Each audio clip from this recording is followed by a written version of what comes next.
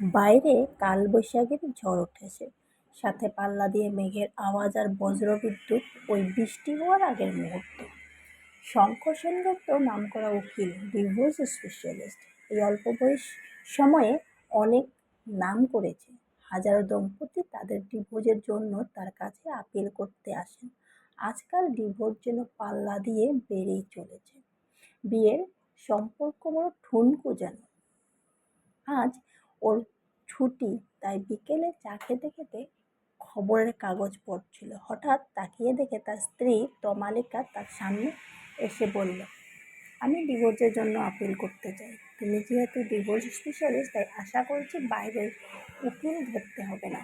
যত তাড়াতাড়ি পারো মিউচুয়াল ডিভোর্সের ব্যবস্থা করো।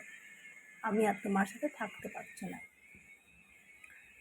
তুমি এইসব কি বলছো? বলো তো, ডিভোর্স কেন নিতে চাও?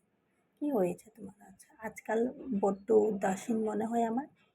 কাজের এত প্রেশার যে তোমার দিকে খেয়াল রাখতে পারি না, তাই বলে ডিভোর্সের মতো এত বড় সিদ্ধান্ত নিয়ে ফেললে? বাইরে ঝড় উঠেছে, দেখেছো? আমার মনেও যে বড় ঝড় উঠেছে। শঙ্খ, তোমাকে হারানোর ভয়। আমার বড্ড একা লাগে যখন দেখি তুমি বেডরুমে অফিসের কাজ দিয়ে ব্যস্ত। একটু একটু সময় কি আমায় দেওয়া যায় না শঙ্খ? কতদিন আমরা চা খেতে খেতে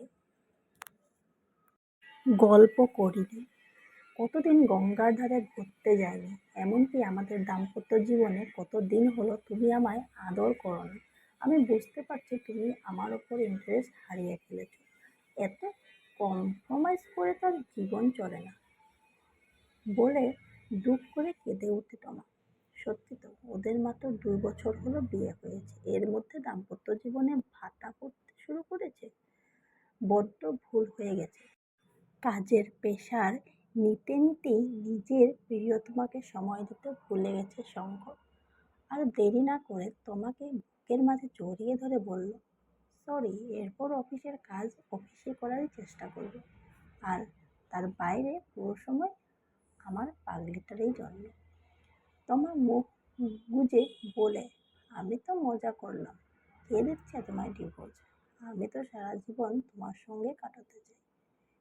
ঝড় বৃষ্টি থেমে গেছে। ওরা প্রায় অনেক দিন পর এতটা সময় নিজেদের জড়িয়েছিল। যাও, তোমার তৈরি হয়ে নাও, গঙ্গার ধারে ঘুরতে যাব দুজনে।